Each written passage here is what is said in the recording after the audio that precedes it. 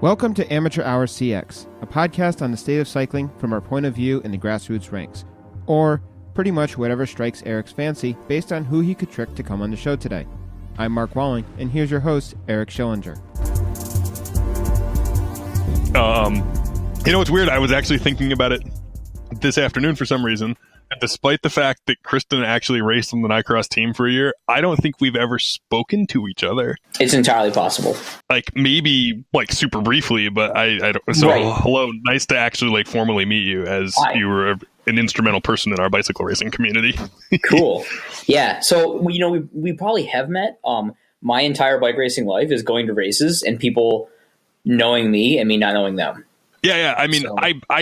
I'm sure that is you've got that like an exponentially vaster level than I do, but I can appreciate that concept because I suffer from some of the same scenario when I go around to our local races. They're like, "You're the Nycross guy," and I'm like, "Yeah." And or actually, like when I'm in the supermarket, that's worse because then you're like completely out of the scope of like thinking about who would this person be, and you're used to seeing them wearing like a bright orange skin suit, and they're just like, hey, what's up, man? Or you can recognize people when they're wearing a helmet, but not without a helmet on. Yeah, that's a common problem that I have also. Although weirdly, I see a lot of people just wearing helmets around, so maybe that's a new fashion thing. Hey, we have to formally introduce you because this happened with Chabanov. We just started talking. Yeah, right. So when does the pod formally begin? So that's the thing, right? Exactly. Like Mark clicked that record button, and then we don't necessarily realize that the podcast formally began until I look up and I see that like we're 45 minutes into the recording of it, and I'm like, I hope we said something that sounded smart. So, hello, Colin. Hi. It's Colin Reuter, who's here from CrossResults.com. Did I say your last name right? When you were on, congratulations on being the first podcast host to get my name right. I said it right. That's very satisfying to me because I also have a name of Northern European descent, and people never say it right. So I was motivated to say it right. Wait, isn't your last name Schillinger? Yeah, but if you really were going to say it right, you'd say Schillinger. Like that. Oh. So like I said, I'm angrier. Don't worry, nobody says it right because nobody's a psychopath. So Colin's here, and I guess I would say that you're Colin from CrossResults, but I think I should let you say who you are because I don't want to pigeonhole you as just being Colin from CrossResults. Do you want to introduce yourself? If we're on the Amateur Hour CX podcast, then I'm definitely Colin from CrossResults. I mean, I'm also Colin from Bike Reg and Colin from some inflammatory blog posts on occasion. Colin from inflammatory blog posts. Results boy from Twitter. But yeah, for the purposes of this discussion, I am Colin from CrossResults.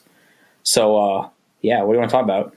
So we wanted to get you on the line here for two reasons. So you're not just Colin from CrossResults because you also are in charge of that whole Weasels thing, right?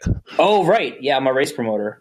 I forget about that sometimes. You, like I, am a race promoter. It's just that you also do bikey things for like your real money, where I do lawyer things for my money. And as far as I can tell, it probably means you make a lot more money. I mean, I hope so, right? Because it seems like I should.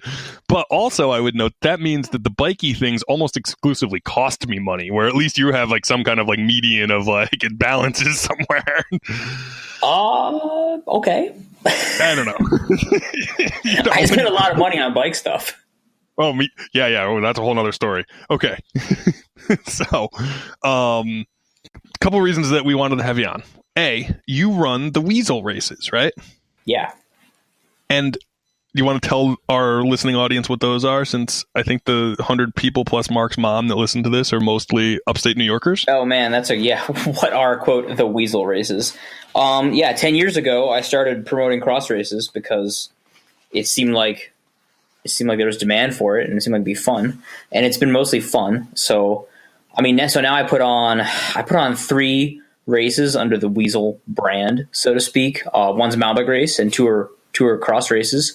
So I put on Night Weasels, which is a cyclocross race under the lights in Shrewsbury, Massachusetts, and I put on Ice Weasels, which is a cross race in December, hopefully icy, in Rhode Island. And yeah, so what does it mean to, like, I guess the Weasel races are a bit a little more irreverent than the average cross race while still being mostly a cross race. So I don't know how much you want me to expand on what that really is, but it basically means that, like, we race hard, but we're a little sillier than most. It's not a. Is it a USA Cycling certified event? Right. So Night Weasels is USAC sanctioned. It's a real bike race. We had Ryan Jerome. We had Katarina Nash there, who, as you know, your elite fields are right. Like real. Those are real bike races. We pay them real money. Ice Weasels started out sanctioned, but honestly, us and USA Cycling didn't see eye to eye on the alcohol consumption during the race, and I don't blame them for that. But it became clear that they weren't thrilled with their insurance covering our shenanigans, so we agreed to disagree, and we are no longer sanctioned. But we don't. It's not like we harbor ill will toward USA Cycling. It was just as simple as we wanted people to be able to drink a beer during our race, and they didn't want to because they have rules, which I understand. So yeah, I guess so. Yes, Ice Weasels does turn into a bit of a party. I'm not going to lie. There has been trouble at that race. There has been fireworks that were lit off. There has been like actual fireworks for fire. There were fireworks on the barriers. I did not endorse this or see it until the video later. But, nevertheless, that's nor do you endorse it now officially, right? It's terrible. In the pre-race email now, I include please no fireworks on the course. Don't shoot fireworks. Right. Yeah, that's a good rule. Like, you can shoot all the fireworks you want, but don't force people racing their bike to navigate a lit firework, right? Like, that's not fair. They don't get a choice to opt into that, right? You turn a corner and there's fireworks. What are you going to do? You're going to go through it.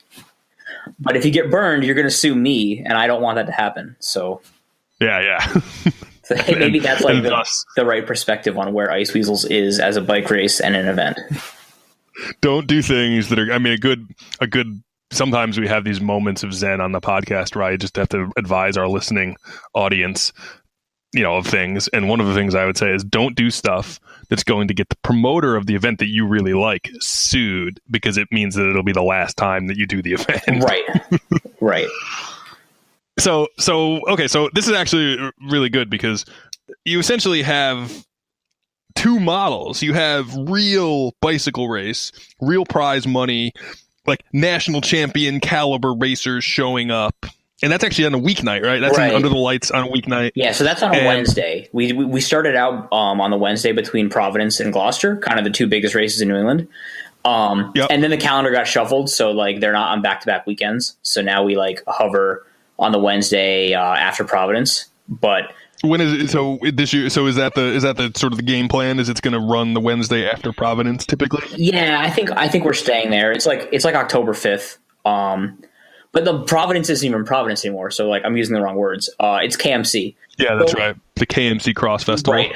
Yeah, but like honestly, like when you're running a race in early October, an hour from Boston, I'm actually not sure how important it is to have UCI races on the weekend, because the bottom line is a lot of people want to race cross. It's a Wednesday night. The weather's good. Like they'll come out. We could get 400 people with no UCI scene at all. But then we do have 20 out of towners, and they're typically fast. So that makes it exciting.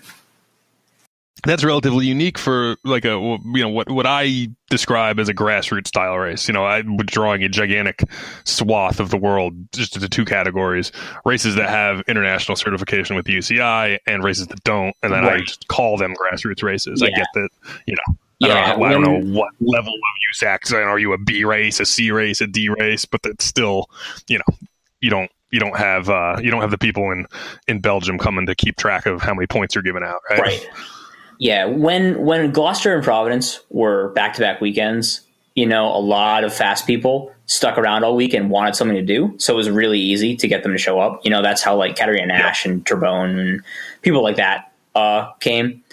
But with or without them, it's like doesn't matter that much, because you still have the energy. Like racing under the lights is friggin' awesome, right? So Absolutely. even if it's just the same local scene, lights plus beer plus noise, people have fun. So But it's a real race because like it's early in the season. Like people want to race hard. There's definitely not that like burnout type. Let's have fun and drink a beer as much. Yeah, it's like, still real racing. Yeah, like we have 100 guys in the Cat 3 race, and like they're ready to kill each other for a podium and some upgrade points. I mean, that's the most valuable thing you can get when you're racing, Cat 3 cyclocross, right? The upgrade points and a podium. Exactly. Like there's 15 guys that are all like, I'm way too good for this race, but clearly they can't all be too good for the race because, one of them gets 15th. But yeah, it's pretty serious. Spectacular segue. So you do that, but you also do the CrossResults thing. You actually really invented CrossResults, right? You're like sort of the Mark Zuckerberg of cyclocross points. Whoa. I much prefer to be the Nate Silver of cyclocross than the Mark Zuckerberg of cyclocross, because Nate Silver, as far as I know, hasn't ruined any democracies. The Jeff Bezos of cyclocross. Sure, I'll take anything but Zuckerberg these days. Yeah, okay. Actually, you know what though? So I didn't mean to take a shot at you because you ruined the democracy of cyclocross. I did though. I made those points that ruin everything. But you might actually have ruined everything by making those points. Is that possible? Yeah, I get emails from junior parents. I definitely ruined everything. Did you think? Okay, so when you started making the points, what was your goal? I mean, did you even have a goal? Were you just like, I'm bored, I'm going to make up this thing, right? Or there's no goal, right? Okay. It was 2007, and I was like playing with a database, and I was bored, and I was like, what else could we do now that we actually have all this data together? So I took, so I started trying to apply the points from international skiing to cyclocross to see how it worked. And it worked pretty well. Is that where you got like the way the points actually work? So is you basically copy the like Nordic skiing points system, right? Yeah, I actually Nordic skiing was the sport I came from in high school and college, so I was familiar with this as like a general ranking system where every ski race in the world, at the end of it, there's points, or not every big ski race. So I was like ranking points were like a concept that I was familiar with, and it was like, well, how can we translate these to cyclocross where you don't have finish times? So I adapted the algorithm a little bit, but, that was basically the impetus. But there was no, like, goal beyond, like, I don't know, let's make some rankings. Let's try to compare people that don't race each other that often or never, with a number. But then, like, a year or two later, one of the local races in New England, Minuteman Road Club, emailed me, and they were like, hey, could we stage by these points? And I was like, yeah, I guess you could. Probably be better than you can do whatever you want to do. Well, they wanted some help, right? So I was like, yeah, I'll write a little script that takes your start list and matches it up to like my points, and then you can just sort it by that, and then you got your call ups, you're good to go. So really, it's their fault that this became like a staging method. But for its flaws, it was a lot better than first come first serve staging, which is what we were doing. Yeah. Or waiting in your minivan with the heat running and then jumping out 5 minutes before the race and just running to the start line, right? That's not a good way to do it. Put their trainers on the start line. Like literally on. Oh yeah, I know. Yeah. I've been around long enough to be one of those guys who put my trainer on the start line. So we were freed from that horror to get like a decent but not perfect call up method. But is there anything that you think is like affirmatively wrong with it, or like a thing that you see that's an error that it repeats when you apply it over and over? No, it's perfect. I don't know if that's a weird question. There's absolutely flaws with the points, and I've tried to make them better without adding too much like manual bias, and it hasn't gone that well. But the basic problem is that Masters points over time get to be too good. And anyone that races Masters has noticed this. They'll get way better points racing like the 45 plus race than the 1, 2, 3. But really, like if the system worked, you'd get the same points no matter what field you're in, right? Because the points are how good you are, not how good anything else is. Is it because they end up in a microcosm, kind of, where the points just end up in this little island and start driving down? Right. So the issue is that if you have a population of racers that compete with each other a lot, and don't cross-pollinate with other racing populations very much, they start to get skewed and like their population spreads out. Like you can imagine a world where if every single race was just a 50-plus Masters race, eventually the fastest guy over 50 would be like the Sven Nys of that world, right? He just wins all the time, right? So Sven Nys are, maybe Mathieu van der Poel at this point. Van der Poel has like 89 points on CrossResults, and it's because he just, he beats good guys all the time, and he just pushes his points further and further down. Well, if the whole world was just Masters races, eventually the guy that won those all the time would get pushed down to like the Van der Poel zone because he beats everyone all the time. So as long as your racers mix up with each other, then the system works better. But what I found is that once you get into this like microcosm of like the old dudes, they don't jump into a lot of 1-2-3s or cat 3s or even like 45 plus or single speed, right? They're like this little population. They never mix with anyone. So after a while, the best guys there get like really overvalued, which is fine when they race each other.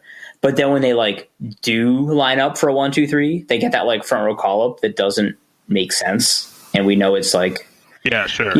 But then again, like people act like a front row call up is life changing. And if you've ever tried to hold position from a good start for 60 minutes, you might realize it's actually not that easy and it doesn't matter.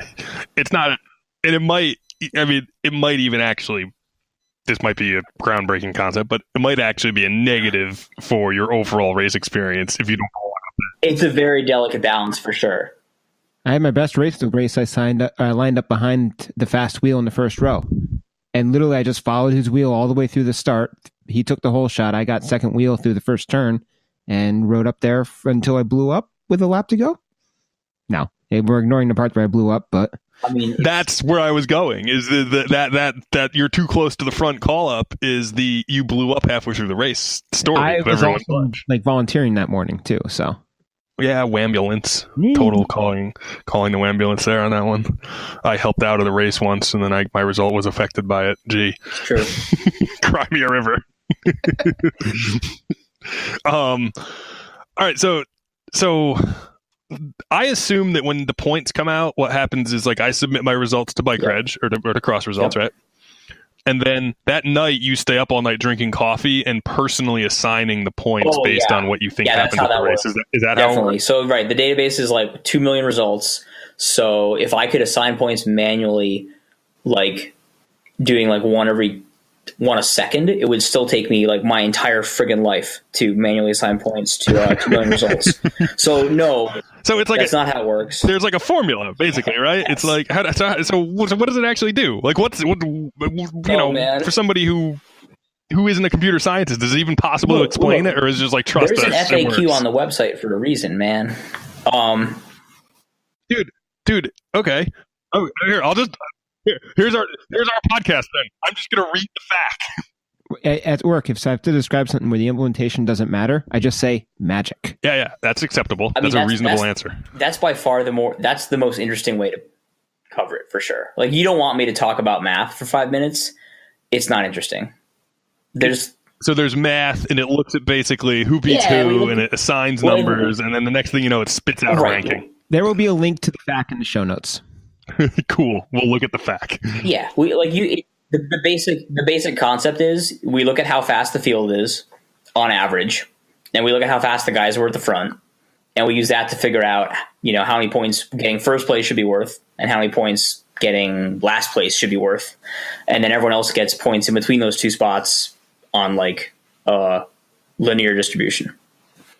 On like a distribution. Yeah. Okay. What is it possible to explain what is the thing that determines how fast it is? Because the first thing you said when you said it comes over from ski racing is in ski racing you have like a time because the races are lengths, right? In Nordic ski racing you do like a 20K race, so like a fast time for a 20K race.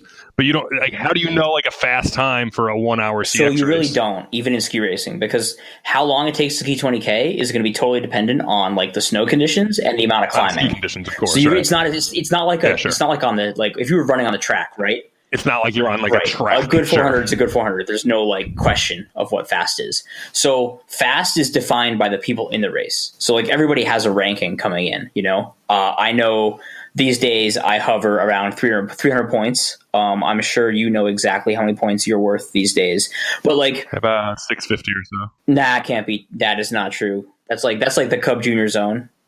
You shouldn't be down there. But right, so you got all your racers, and so you have all your racers in the race, and we've all got like our current ranking, right? So you can basically take everyone's current ranking before the race starts and say this is the and then that's how this you is the finish order. Like if the front of the race. Holy crap! He does have 650. He has 642.78. Wait, really? I wasn't. That's terrifying. Yes. Is there like a 7-year-old woman with your name out there? What is happening? I broke CrossResults. I'm so sorry. In 2017, he did 2 races. He came in 46th out of 49th and 33rd out of 35th. Those are not good results. this goes back to us not really knowing each other. You probably think I'm like a big time racer. I haven't raced like at all in like 10 years. Like I go to like 1 or 2 races a year. Are those races that you're promoting? Pretty much, yeah. I mean, I do. Okay. I usually get talked into doing one day of the Uncle Sam race. Okay, and last perfect. year I did the Wicked Creepy race, but I haven't even gone to any other races. I have a 2-year-old now. I have a busy life, so I'm like that 650 is even being charitable, maybe. Yeah. No, probably. Right. So CrossResults counting that in like 2006, I got 10th place at the Northampton Cat 4 race or something. I don't know. it's giving me some credit for something. It's important to have that career highlight. I mean, that is my career highlight, and with CrossResults. Is it still stalking people on CrossResults when you're looking yourself up? Yes. You got 10th at NoHo in 2006. That's awesome. The thing that I realized when I was doing this to myself the other day was that I've always sucked. I was like, in my head, I was like, oh no, but I was like good, like when I was like before I went to law school, and then I was like, oh no, I wasn't even good then. Crap, I just was never good. Never mind. All right, so it basically takes the points. The points came out of somewhere. We're going to trust that the points exist, and it looks at who has high points, who has low points. It uses that as a starting point, and then at the end, it looks at like who won.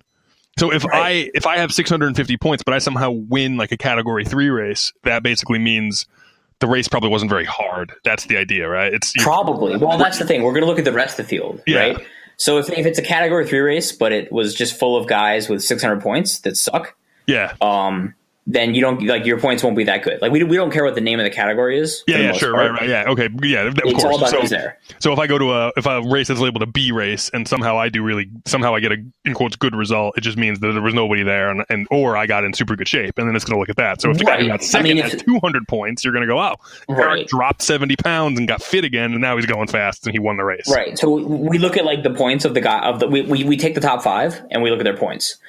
And that kind of gives us like a baseline for like how hard it was to win the race. Yeah, because so if it's you and then like Trebone, Powers, all these guys, like we don't care that you suck. You beat a bunch of guys that don't, so we give you like basically their points since you were their peers on that day. My points go way down, and that accounts for the fact that I must have trained and gotten fast since I last raced. Right, and then next time that someone beats you, we're like, well, he was going Trebone fast or Powers fast last week, so like he's probably getting a lot better than that 600 that we were giving him in the past. Yeah, that makes sense. It's creepy, but it works almost to the T. I'm sure you know that, right? Right. When we print out start lists and then when we do results at the end of the event, well, right. It's like the safest bet is just the start list will be the results, especially at the front of the race. You get weird switches around if down in 20th place, but the number of times the guy who's the indicated guy with his name in red to win is the guy who wins is right. I mean, the bottom line is like when you're the best aerobic athlete in an aerobic sport, it takes a lot to lose. But doesn't that like go kind of against what everybody like traditionally thought about cycling? Like for years we were all told that like winning is so hard and it's so precious because in your career you might only win. Well, that's road racing. A tiny number of times. I guess that's true. So like I run, I run road results too, and the points on road results are total garbage because when you get right down to it, like people are wildly inconsistent. Like 1 week I will get 3rd in a field sprint, and the next week I get dropped in a hilly road race. So like how good am I? Yep. Who knows? It totally depends. Or like I'll do. Well, you're good at field sprints, but you're not good at hilly road races. How do you quantify that? And then if it's a hard crit, I might not contend it. If it's an easy crit, I might do really well. But like you don't have that like variable of like what style of race it is. And when you get right down to it, when you have like 30 guys together coming to the line, a lot of little things like really jumble up the results. So like on the road, it's way harder to like the results don't indicate everyone's talent as much. Where like in cross. No, not in cross, pretty much how good you are is how good you finish, unfortunately. So, like, it's really hard to have a crazy good cross race where you just finish way better than you should have. Yeah. Where there are always examples of people who have road races who, is somebody who just either a light bulb went off or they just inadvertently got really good at hiding in the pack that day, and then it was a non-selective finish, and they manned up and they put it in the big ring and they threw a sprint out that they didn't normally do. Like, as a decent field sprinter, but not like a terribly good athlete, I can get some surprisingly good results in some scenarios. So like every time I line up, I'm like, maybe it's going to play out in a way that I survived to the end with like a match to burn and I get a result. And in cross, like when I line up at Gloucester, it's never like, maybe I'll just have the best race of my life for an hour straight, Yeah. I mean, I totally understand right where you're coming from. When I raced road bikes, I had exactly the same approach. That if I raced criteriums and non-selective criteriums, I learned how to field sprint, and I was, I tried to just be less afraid than other people in the last corner. And if you could do that, you would get a decent result. If you have a good last minute. The rest of the race doesn't matter sometimes. Yeah, but that's not true in cross. No, the whole race matters. So one of the things I actually wanted to talk to you about is, and if you're like, Eric, I don't have any idea about this, and why are you asking me? Then that's a honest and fair response. But I think because of your position, you know about this stuff. I think you know how the categories work, and you have an opinion on what makes sense. And I think your opinion makes sense. Oh yeah, I have an opinion on everything. People always want me to have like data at my fingertips, as if it doesn't take like half an hour to properly structure a query and like do some analysis. So you're not going to get any numbers, but I have opinions on everything. So hit me. That's awesome. So here's what I wanted to run by, because it's just gotten to the point where we are going to do our big reveal with respect to how we're going to change the Nycross series.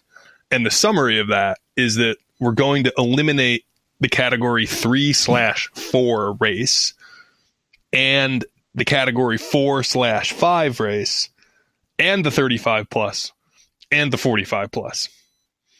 And we're only going to have... Well, surely you say eliminate, but you mean change. We're going to change them. There's going to be options for everyone in those categories to race, but we're no longer going to have a dedicated men's 3/4 field, a dedicated men's 4/5 field, a 35 plus option, a 45 plus option. The categories that are going to be out there are going to be a category 5 race, a category 4 race, and then a 1, 2, 3. We're going to ask all of the category 3 racers to race the 1, 2, 3. We think at a grassroots local race where there's between 5 and 10 category 1, 2s showing up to race, and then we have 30 or 40 cat 3s during the day racing in different fields, we're going to ask them all to be pushed into the 1, 2, 3 so that we have that end of day big. Yeah, I think that's fine. We do that like... So are you going to score your cat 3s separately or just run everyone together? So we think we're going to run the 3s all together, because the reality is there's only 2 or 3 cat 1s coming. There's only the same number 2 or 3 cat 2s coming. So if we run them separate and say it's, not run them separate, but if we score it separately, you're just deleting out maybe 5 or 6 people. You're not deleting out a huge... You're losing that cross-pollination. And you're losing the cross-pollination. Right. We're also going to... Well, I mean, hold on. Like, you can report results as one race, but you can still do a podium of like your top cat 3s if you wanted to. Yeah, so that's basically the idea that we have. And I suppose maybe you can weigh in on whether we should do top cat 3s. We were going to do 40 plus and single speed and U19 all as separate podiums, but all the results pollinated together. So if you're a cat 3, there's a guy out there who's like 48 years old, who's race age 48. And he's a cat 3, and now when he comes to the Nycross races, he has to race our 1, 2, 3 race, and we acknowledge that's a big ask for somebody who's sort of like, I was really a Masters racer for like 15 years. What do you mean now I'm a cat? Now I'm a 1, 2, 3. That seems like a little harsh, right? Well, so your only Masters race runs with the 1, 2, 3. The 40 plus runs with the 1, 2, 3. We're gonna have a 50 plus and 60 then the 50 plus gets like their own start. I mean, I think it's fine. Like, so every race day, like when you get right down to it, is a limit. Like you've got to compromise somewhere, right? Like you can't give everyone the perfect race experience. You're always running up against like daylight issues or field size issues. So, I mean, my philosophy is that when you're down to it, it's more fun to have more people in the race. Right. Like I don't want to be a special snowflake winning my like Cat 2 35 plus category as much as I want to. I just want to go out there and like ride my bike hard. So you're gonna slightly squeeze out a few people that have like the people that get shafted are going to be the people that got a Cat 3 upgrade a long time ago and aren't even like they're not really Cat 3s anymore. It would be somebody who's like a Cat 3 but has 644 cyclocross results points, right? Like you? Right, like hypothetically, like one of the show hosts, maybe. There's somebody out there who has that. So like, did you really think I couldn't have that many points? Let's go back a minute. When I said I had 650 points, you were like, that's not possible, man. You'd have to have way fewer points than that. I mean, you have a cyclocross podcast, which, as far as I understand, makes you very good at cyclocross. Turns out I've proven that wrong. You can be very bad at cyclocross and still have a cyclocross podcast. Wait a minute. We're breaking something here. There's a rule that says if you talk about something a lot on the internet, you're really good at it, right? Isn't that the rule? That's exactly how the internet works. Yeah. So I must be. CrossResults is clearly completely malfunctioning. I expected by tomorrow when I check, you're going to have fixed it so my score is 150. Yeah. If podcast results were posted, you'd be doing way better. I mean, I'd be doing okay. Well, we've had 5 podcasts. Yeah. How many do I have to have before I'm good at this? So ironically, you've modified the series in a way that screws you over the most. Yeah. Because I'm the most. You have to face the fact that you're really not a Cat 3. No, not at all. I'm not a Cat 3. You're like a 4. I'm not even a 4, really. I mean, I'm just like some guy who needs to lose like 70 pounds, and then after that, I'll be okay.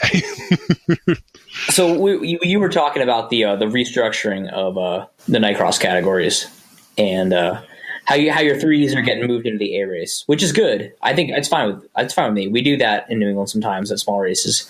You know, it's only tough for people that are Cat 3s that really have like the legacy upgrade going, yourself. Yeah, exactly. It's a little tough for them because they need to find a way to hide, and there's no way to hide. No, there's nowhere to hide anymore. So they either end up, they go to like a Masters race or the single speed race, or they downgrade. Yeah. What do you think about downgrades? Because that's basically the position that I've taken in analyzing this, and I think that's what we're going to end up telling people. Is like, look, if you're like me and you got a Cat 3 upgrade 10 years ago, but you haven't seriously trained in 7 years, you just shouldn't race Cat 3 anymore. Cat 3 is not. It's. I think people treat categories like it's like this accomplishment in life that you earn your upgrade and you just stay there forever. But I don't think USA Cycling intended that when they invented this system. I think it's supposed to be at least a little malleable, that you upgrade so you go to a harder race. And then if you're not as good, you go back down. Do you see people doing that in New England, or do you see everyone stays? Well, I mean, we have some people downgrade. But I think on average, especially for men, the common career path is to disappear into the Masters field rather than downgrade, because you can be a 55-year-old Cat 1, but you get to race 50 plus, so you're not over your head. Whereas if you had to race the UCI race, you'd be in huge trouble. You'd be in huge trouble. Yeah, right. Yeah. So it's only an issue when you're at like what age does your Masters field pick up? So in New England, it's 40. So if if you got your Cat 3 upgrade when you're 35, and then you got, maybe a little bit less fit, you only have to like hang on to maybe 4 years of getting your teeth kicked in before you can disappear to the 40 plus race, instead of admitting you're maybe not a Cat 3. Right. So, it sounds like in New York, you're going to have to wait till you're 50, which makes it a little harder. I guess the other issue is like scheduling, right? Because one of the main reasons people don't want to be Cat 4s is so they can sleep in. Yeah. So I don't know what your schedule's looking like. The old schedule, the Cat 4s were they were like 8:30 in the morning or 9 o'clock in the morning. Cat 5s were first race at 8:30, and then the 4-5 was right after that. Was it 9:15 or something, right? 9:15. Yeah, so when's the Cat 4 race go off now? 12:15. Is it 12:15? Oh yeah, because it was going to be 11. It was right, and we pushed everything back one more time, right? Yeah, the whole day got pushed back a little bit to give everybody, I guess, a little bit later start time. We're not going to do any crazy early in the morning 8 o'clock starts. It's even the Cat 5 start at like 9 now. We were able to do that by eliminating some of the separate fields that kind of were redundant by having a 3-4 and a 4-5 and a Cat 5. It was like sucking up too much time, so that they had to start crazily early in the morning. Now there's a 5, and there's a 4, and there's a 1, 2, 3. Right. You should only be starting crazy early if you're like Grand Prix Gloucester and you have 1,000 people at the race. Yeah. No, we have like 180 people at the race, so we can start at 9. Yeah. Yep. The one unforeseen consequence maybe is that people who go to the UCI races in New England aren't going to want to downgrade to Cat 4 because it might hurt their options at those races. I don't know how much that matters. Yeah, so if you're, and I don't mean it doesn't. I mean, like I literally don't know how many people there are. Right. I don't know either. Who would basically be like actually that's me again, right? That's me, but maybe the me who's going to the races, right? Right. So if I'm gonna go race in New England now, NECX Masters goes down to Cat 4. Yeah. But what age does it start at? It starts at 40. No, but that's a great point. Okay, so that means that if you're a 40-year-old in New York and you're a 4-year-old Cat 3 in New York, but you kind of suck. If you take a Cat 4 downgrade, you can still go to New England and race Masters. You can still go to New England and race Masters. The 4-5 at 8 in the morning. Yeah, and then if you're a and what I'm trying to convince, actually, I guess my position is that I think if you're a Category 3 and you're a 40 to 49 race age guy, mm-hmm. you're probably good enough to race in our local 1, 2, 3 races because the fields are not that competitive. Right. Like your 1, 2, 3s are not terrifying. They're not. No, it's not terrifying. It's not and you might have sometimes Al Donahue brings over his Jam Fund friends, and the next thing you know, we have Ellen Noble raced at one of our races, I think 2 seasons ago, and that kind of was like, whoa, hey, where'd she come from? That's awesome. But it's just one person. But more often than not, it's one person, right? So even if 1 or 2 people show up, and the field is fast, it's 2 people that are fast. It's not 25 people that are going to crush completely. So Bennington was one of our better quality races, and our elite men's field had a quality of 2:36. So that's fast-ish, but I mean that's slow. That was also on the EPP calendar, so it got a good showing of fast people. Yeah. That one always draws a little bit better because it's in New England, ironically, right? The best Nycross race is the one that's in New England. Damn it! Why is that? Why can't we? Okay, here, Colin. Seriously, why won't people come from New England to New York? Because we don't need to. Like, there's so many good races. You don't need to, right? Like our calendar is overflowing. So many good races.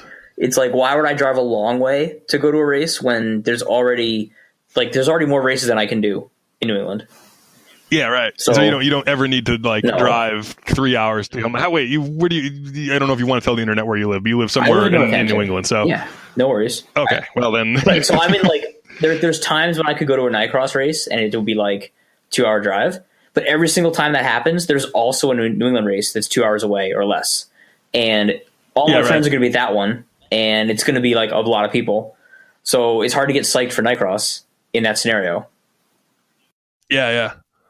That makes entire sense. No offense intended, but like when you get right down to it, it's just like, what's the close race with people I know that is going to be enough people that fun? Right. No, I don't take offense at that. That was a legitimate question because for a million years of doing this, we've always been like, okay, it's like the Berkshires are there, and people it's like a wall. No one will drive past that no matter what, and it's not really that though. It's that there's just such a high density of good quality races closer to. Boston, basically. Yeah, so you're right. So I'm actually, one of my jobs this year is I am organizing the New England calendar for Cross, and it is bananas. So, here's my favorite statistic. We have I think so once you take out the UCI races, there are 40 grassroots races that want to happen. Yep. And there are, I think, like 12 weekends total. Yeah, exactly. So that's 24 days on those 12 weekends, and there's 40 events. So like the average weekend day has 2 grassroots races in New England on both days. On both days. Yes. There are days where we have 3 grassroots races on the same day. Like at this point, if you have like your own date to yourself in New England, That's like you're crazy. winning. Yeah, right. You know, and any grassroots promoter that no longer that doesn't have competition, like they don't know how lucky they are. Yeah. I mean, Because many, like if you're a new race at this point, you're like, well, who's like the least bad conflict with me? Yeah. You know, never mind like what date can I get? It's hilarious when people email me. They're like, hey, is there like an open calendar date in October? I'm like, yeah, like maybe I'll like start renting lights. Like there's some Wednesday nights you can have. Wednesday nights you could have. No Thursdays though. Yeah. Well, no. But yeah, you know what I mean? Like every single weekend is doubled up in New England. I do, So, because we attempt to schedule around all of the UCI races also, and then right. we have to have that same conversation about like, oh, should I conflict with Putney? Everybody likes Putney. I don't know. Well, gee, I mean, Right. yeah. Are you And like Putney's kind of in Western New England, so it kind of competes more than like Eastern New England. But one of the reasons is like Putney's going on a day when like, oh, there's only races in like the eastern part of New England, Right, you know, so at exactly. least they're not. It's crazy when you break it down. Well, okay. Do you think it makes sense to have 40 grassroots cyclocross races on 12 weekends? So How many? makes sense is a hard concept, right? Like who's it good for? Yeah, okay. I guess that's a better question. Who's that good for? Who benefits by having 40 cyclocross races jammed onto, you know, three a day for you know, a series of weeks? It's so it tends to not be good for. Yeah, I can tell you it's not good for. It does tend to dilute participation, which hurts the smaller populations. So it's bad for women, and it's probably bad for elite men, because those are the fields that That are usually the smallest. are fields, smaller, right? So when you like start cutting them up, then you end up with people having bad racing experiences, right? Like when I get to the race and there's 9 guys in like the 1, 2, 3, that's kind of a drag because you can just line us up by our CrossResults points, and like that's going to be the finish order. You know, And that's going to be the finish, right? I'm going to race a lap, and then I'm going to get dropped, and I'm going to be like, oh, you're in 6th, sweet. You're going to stay here for another 55 minutes. Yeah. You know, like that's not great. But at that same event, the Cat 4-5 race probably sold out. There's probably like 80 dudes in that, and there's another race going on the same day, like 200 miles away, with another sold out Cat 4-5 Yep. race. So it's great for them, right? If you only had one race, they'd be even more overfull. No one could get upgrade points, and you know, so like they're the supply that creates the demand that dilutes some of like the less popular fields. So I think that's kind of the balance. So okay, now just looking at what we're doing or what we're going to do here for Nycross, does it make sense then to go to have a Cat 5 field, a Cat 4 field, and then stuff everybody else in the 1, 2, 3? Does that give, or does it make sense just to have, you know, Cat 4, 5 fields 200 miles apart so that that's the bulk of the racing population is people who are at that level, right? It's a pyramid, so as you get up in ability level, it always gets smaller. Right. Does it make sense to have more events, or does it make sense to have events that are tailored to fit people better? I guess I don't know. That's maybe a dumb way to put that. Right. Well, there's a lot. I think the thing is there's like multiple factors in, you know, why there are lots of events. The other thing is that putting on a cross race is kind of like enjoyable. Yeah, for sure. You know, I do it. Absolutely. You do it, right? Why do we put on races? It's not super like fun. Yeah, except when it's not. But Well, it's actually a pain in the butt, but I mean, besides that, it's pretty fun. no, but I do it because when all's said and done, I'm like, that was good. I'm glad I did that. I'm proud of that. You know, so Yeah, exactly. that's the thing is that people put on cross races because it's fulfilling and it's not that risky. You know, as long as you can like do some math and get a venue and not make any like real bad decisions with respect to financials, like it works out. So The decisions that people make, I sometimes don't understand. Right. That's a topic for another day, though. yes, yeah. So there's 40 grassroots races on 12 days, and then there's also the UCI races. 12 weekends, and for the record.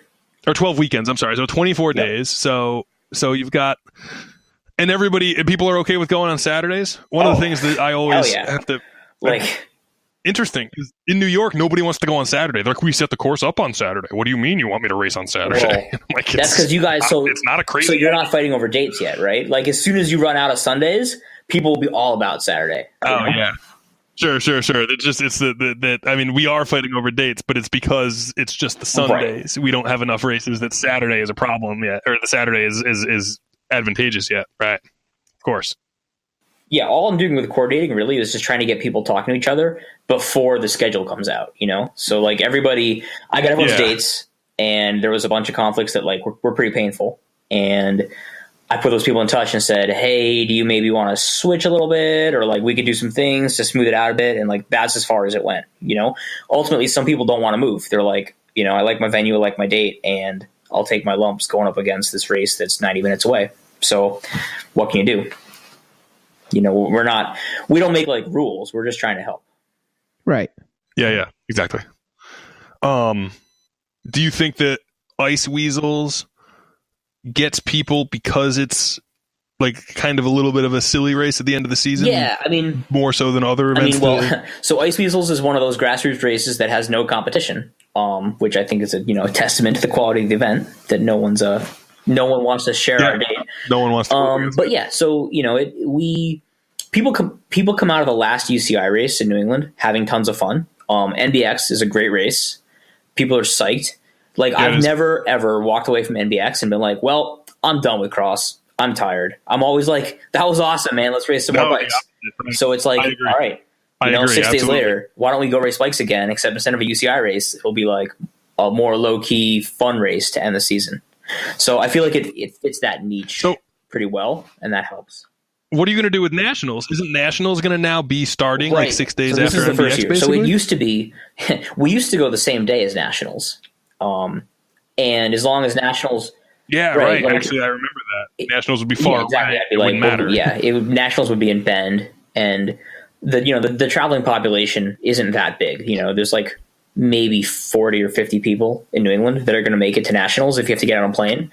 So like it's not that threatening. It's far enough away. Sure. It doesn't affect your bottom line. Like people come out and have fun. I think. I mean, the other thing is like it's not like going to race a local grassroots race before Nationals is gonna like totally tank your Nationals. You know, maybe don't take like all the hand ups if you need to get on a plane and go race. But I mean, Sure. If you're flying out on Tuesday, then maybe reputation aside, like you can go to Ice Weasels and just race really hard. A lot of people do that, so I don't think we have too much conflict. I have no intention of changing anything. You know, like we're on Saturday. The first real races at Nationals are like Wednesday or Thursday, so we're just going for it. We'll see what happens. Oh, okay. Speaking of Nationals, maybe a good hot take to push us towards a conclusion here. Single speed is a category at Nationals. Should it be a category at local races? So I like the bait here. This is real exciting. I mean, surely you're familiar with like the New England Zanconato series, right? This Zank single speed. I am. So yes. Should it be a category? I mean, fundamentally, no, because like a bike's a bike. Like let's just go out there and ride bikes together. I think small single speed categories are totally silly, but the Zank series now has 30 to 80 people racing in a single start time, and there's like great camaraderie, and they're unified by this like one gear thing.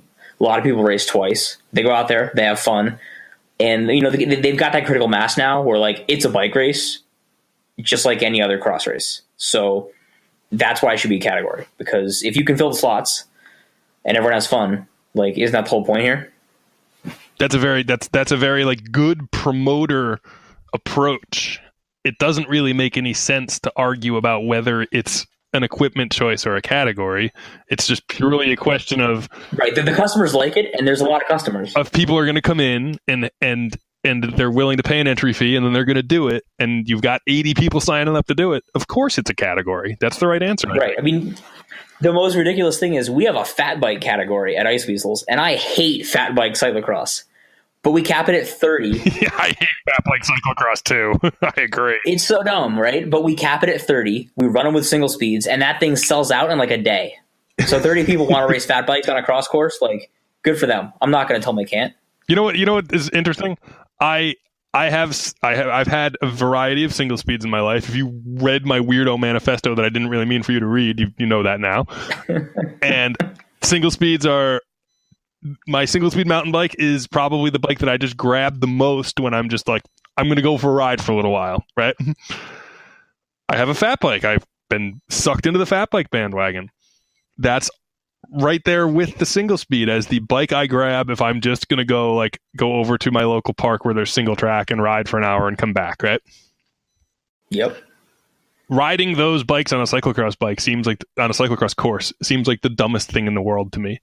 I don't know why anyone actually wants to do that. It is. That thing doesn't make sense to me. But remember, part of the value of amateur sports is the shared experience. So doing it by yourself would be totally dumb. But when you've got a bunch of other people doing the dumb thing with you, it starts to get fun. That's true. And actually, who are we to say which part of it is dumb? Because riding a cyclocross bike on a cyclocross course is also inherently dumb, really, when you boil it down, right? It can feel pretty fun. It's really fun. Well, I guess a cross course is fun. That's part of why I've been doing this for 12 years. Right. You're right. That's the difference. So I say that snidely. I say that, well, why is it that a fat bike is dumb and a cyclocross bike isn't? Well, it's because objectively, the cyclocross bike is the right tool for shredding around on a cyclocross course, and it's the most fun. It's not more fun to ride a fat bike on a cyclocross course. Just like it's not more fun to ride a cyclocross bike on a real, legit mountain bike ride. No, it's terrible. There are people who do it, whenever people talk about mountain bike on their cross bike, that's how I know they don't really mountain bike. Yeah, either they don't really mountain bike or they don't have a mountain bike, so they got dragged to go mountain biking one time and they rode their cross bike. Those are the two options, you know? I agree. But if you went on a mountain bike ride and everybody has a cross bike, then it gets kind of fun again. Then it's kind of fun again. You're right. Yeah, actually, that's true. You're like, oh, we're doing this dumb thing, but it's it's shared. It's all just about the shared experience. So once you have enough fat bikers or single speeders, give them their own category and they'll enjoy it. So nothing wrong with that, as long as you can fit the category in and you don't have to cut out another category that deserves its own time. I don't know, women. Yeah, right. I mean, we used to do that. We used to have the single speed go with the women because years and years ago we had just very small fields. 5 women would not be unusual. 10 single speeders would not be unusual. And it was like one of those, we really don't want to do this way, but short of staying here for an extra hour, the only way to do it is to stick them in together. And it's like the 2 smallest fields. So we'll stick the 2 smallest fields together. They race for the same amount of time. It'll make sense, right? And eventually that was actually part of the way that everything ballooned up was then we finally said no, that's not right. Yeah, we have just as many elite women coming as we have elite men, elite being loosely described, but category 1, 2, 3 women, category 1, 2, 3 men. The grassroots races have the same number of both. Why are we sticking a bunch of single speed dudes who are mostly racing their second race in the way of category 1 women who train really hard, Yeah. We yanked the single speeders out, gave them their own time slot, and then from there, the manageability of the event started to spiral because it became longer and longer and longer to accommodate everybody's perfect racing experience, Mm-hmm. So going back to the second race of the day, putting your CrossResults hat on, what do you think of people that get better points in the single speed race when it's their second race of the day after their 3-4 race, for example? What do you mean? What I think of them? Yeah, I mean, it's screwing. Isn't it screwing up the model by depressing their score? Well, so what we do is we only take your best points from a given day. We can't tell what order the races were in. So if you race twice, we don't know which one was first. Oh, that's what's happening. Oh God. What's that? Do you know what it is? No. So here's what the situation is. The masters racers are their little pool who deflate their scores because they just race each other over and over and over, right? Yep. Then who is it statistically in our fields, who's the bulk of the single speed racers racing their second race of the day? It's Masters racers again. So then the only time that the Masters are out there like populating the world outside of their own like 60 plus category is when they do single speed. So that dude who like has artificially low points, some dude with 200 cross results points who's 58 years old or something, then does the single speed, races somebody who raced the 1-2-3 race and has 300 points. He brings his points down and he gets a better score. Yeah, that could be happening. It's totally possible. I bet that's what it is. You know, and our fields are small enough that that's basically completely reasonable, because you're talking about a Masters race with maybe 30 people in it, a single speed race with 15 or 20 people in it. That's the other problem, is that like it's not like there's like 100 people in each field and it averages out. If you've got 10 guys who come over from Masters and they have artificially low points, they're going to make that single speed race artificially low also. Yes. I understand how it works now. I don't know if you get tired of explaining it or how often you get asked to explain it, but doing that was very helpful. I'm glad you have a breakthrough. That's great. Thank you for my breakthrough. Let's see. Let's review things I've learned. How CrossResults works. I actually broke the CrossResults scoring system. You didn't break it. You proved it right. So you're in like the Cub Junior zone. So right now, if you lined up with like a motivated 14-year-old, who's your money on? Oh, motivated 14-year-old for sure. Yeah. Okay. Perfect. So the system works. You wouldn't need to tell me at all that like the CrossResults could prove that for me to know that like our fast junior, our motivated Cub juniors are faster than me. I'm sure of that. You know, I know that from riding with them. Excellent. Our juniors can win like the senior 3-4 race easy. And I'm sure they're going to be at the front of our 1-2-3 race next year. Yeah, I mean, that's also true. All right, so they're definitely beating Eric. Yeah, right. So I think that motivated juniors just are always trying to crush everyone. They're not aware of the fact that you can do ride where you just absolutely not. All talk and hang out. So that maybe is what happened. Yeah, they just crush no matter what. Do you like being the comprehensive results search for the entire world? Was that something that you would pick if you could go back and say, this is going to be my job? Oh, no, it's a good gig. It's not without its stress though. Like the problem with getting like a little bit famous for bike race results is that every time anyone has a question about anything, I'm the first person they think of. So yeah, of course. Or like someone needs a podcast guest on short notice, right? And they're like, "Oh, well, this guy." Thank you for being our podcast guest. This guy must have lots of free time. We'll just get at him. So, I do get like people like to ask questions that are really simple to them and that require really complicated explanations. So that adds up. That's kind of the how does CrossResults work? Can you explain it to me? Right. Someone will be like, "Hey, why are my points bad when I thought they should be good?"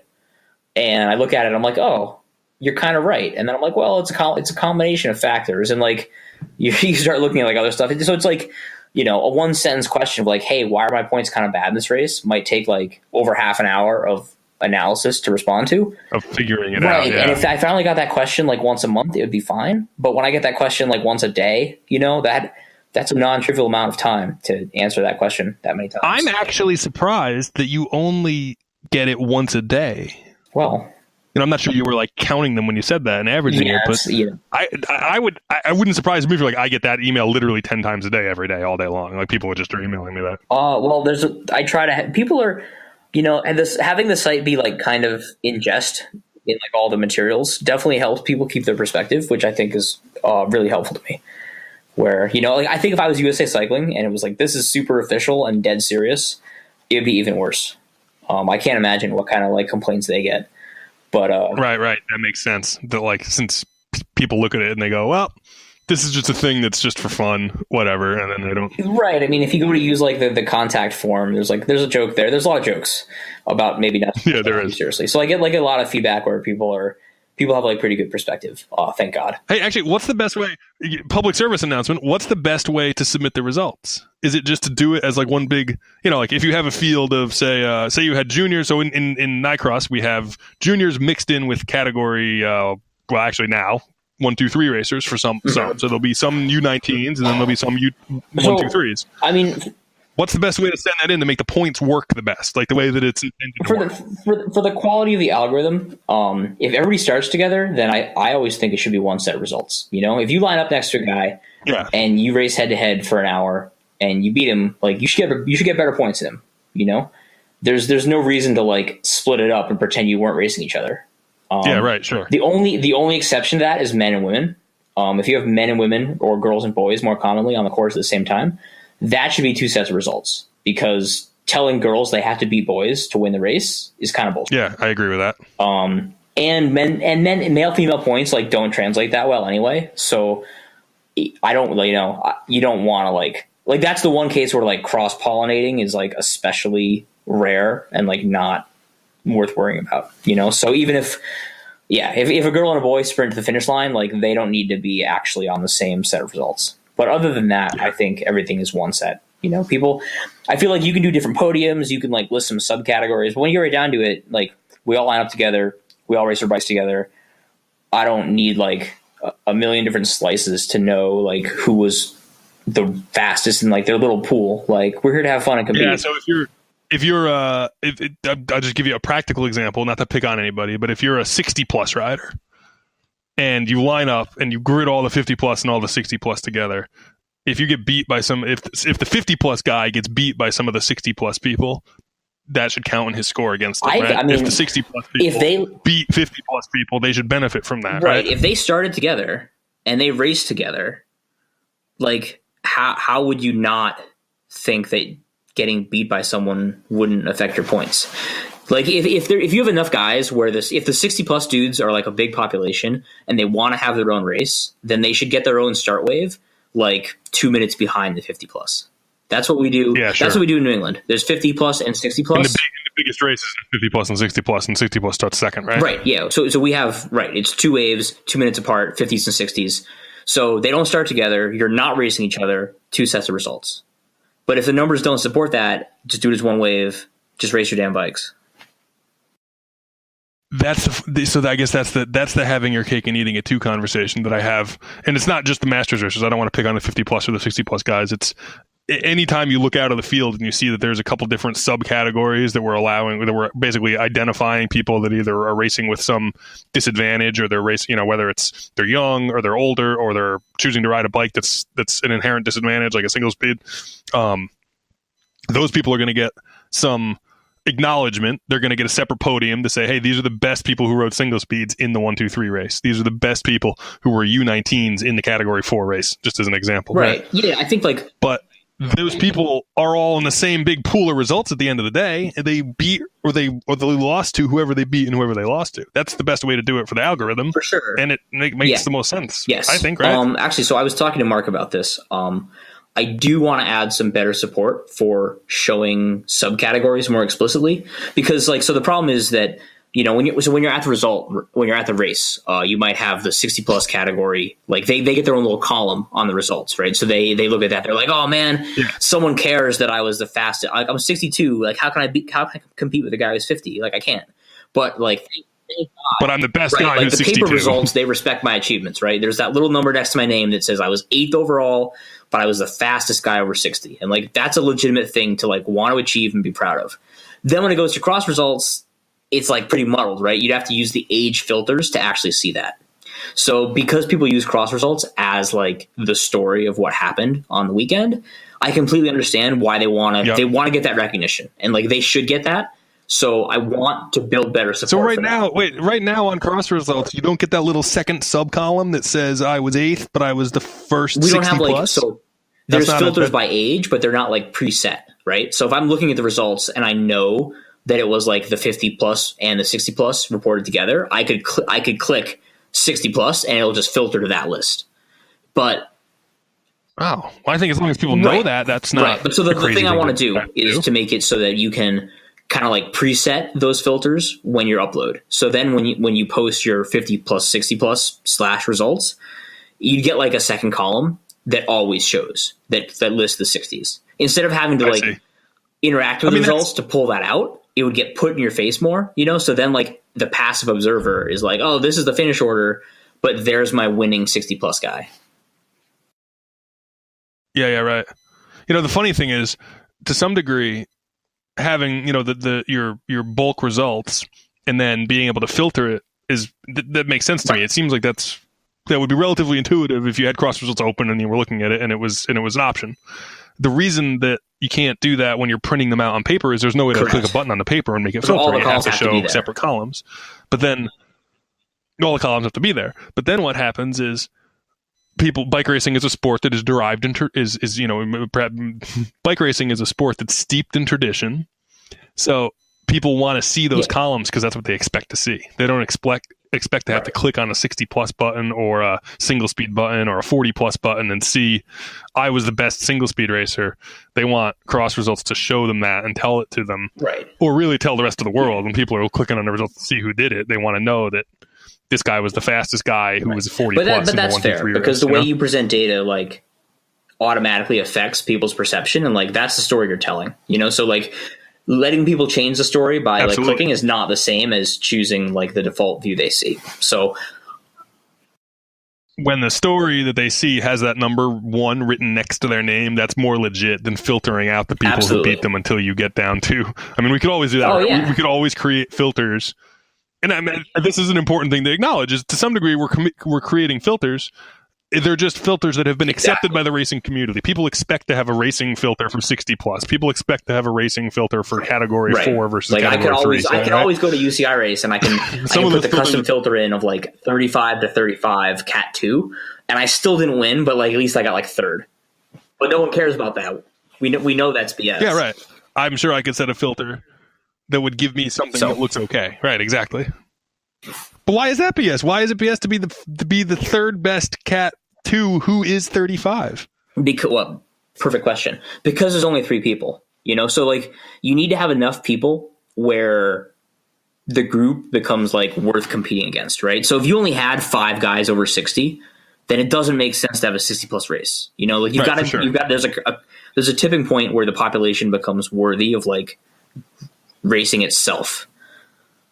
So the 35 to 36 year old. That's an excellent way to put that.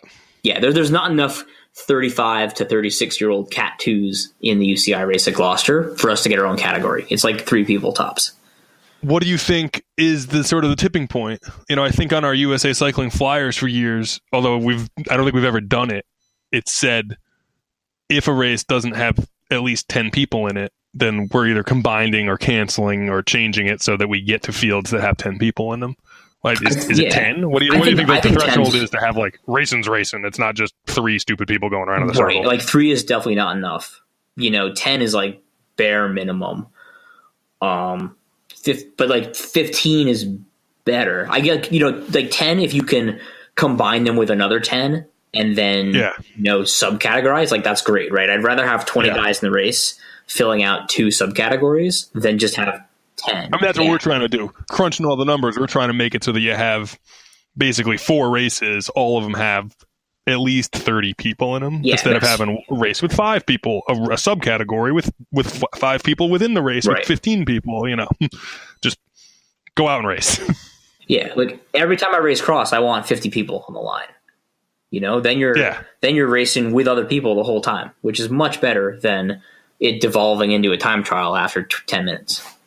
And whatever your like experiences, I mean, I don't want to tell people what they should say are valuable, but your experiences, if you're out there going toe to toe with somebody for an hour or for 40 minutes or whatever it would be, is definitely a more valuable racing experience if you're actually figuring out how to chop a guy in a corner the whole way around the course instead of don't chop people in corners to the last lap, man. There's rules. Well, you know, you would know that since you were an experienced category 2 racer. Yeah. If you chop me half an hour in, you're a dick. If you chop me in the last lap, we're just racing. This is the thing you got to remember. My CrossResults score is 644. If I don't chop you in the first lap, I'm not chopping. Your chopping window closes after 3 corners. Very, very early in the race. I'm not chopping anyone anymore. Don't worry. Colin, do you have, you mentioned them as we started the conversation, but do you have perhaps a social media presence if people are enamored by this conversation and would like to reach out to you with a question? If they've never heard of me, but they love this conversation. Oh man. Yeah, they love this conversation. They don't know who you are, and despite the fact that we've said crossresults.com at least 75 times in the last hour, if they don't know where to find you, where would they find you? You should find me at crossresults.com, bikereg.com, and twitter.com/resultsboy. That's the closest thing I have to a collection of brands. When is Night Weasels? Man, I should know the answer to that, huh? It's October 5th. You told me already. It could be October 4th. I don't know. Dates are... It's October 5th. First Wednesday in October. That might actually be the 4th now that you say it. I think that's the 4th. Because the Uncle Sam race... Oh, you know what it is? Actually, it's... You said it wasn't sandwiched between any big races anymore, but it is because it's the weekend after KMC and it's the weekend... And it's the weekend before Uncle Sam. Before Uncle Sam. Which is the biggest non-UCI race in the entire Northeast. Fact. Is it? No. No, it's not. I know it's not. I was trying to hype your event, and you actually called me on it. Well, because that would have surprised me. I would have been like very like, I meant in terms of prestige, not attendance. I don't think either of those are true. It's the biggest 2-day non-UCI event in the Northeast. Yeah, well, with the right, with enough filters, you're the best. Enough filters, we have the largest event. Yeah, I mean, I put on the biggest non-UCI night race in New England, I think. You guys you're gonna have a great night cross season. I really like what you're doing with the categories. I think balancing things out and bringing people together to race is much more important than giving everyone their own category. And I really hope that your participants see it the same way. I know I'd be in favor as a scrubby cat too. I'd much rather race with a bunch of cat 3s behind me and or nipping at my heels than with like 8 other guys. So I think it's gonna work out. Excellent, man. We appreciate your seal of approval, and I mean that honestly, and I don't say that in any kind of ironic way. All right, it's been nice talking to you guys. This is enjoyable and fun. And I'll catch you around, I guess. Okay, excellent, man. I'll see you racing, I'm sure. At your one race. Yeah, maybe. Thanks for listening to this episode of Amateur Hour CX. If you have liked these episodes, please consider supporting us on Patreon to help offset production costs. You can find the link for that in the show notes below. You can find me on Twitter and Instagram at mwalling. Eric pretends he's the show account, which you can follow at Amateur Hour CX on Twitter. Please make sure to subscribe in your podcast player so you get our next episode in a couple weeks. Thanks. See you then.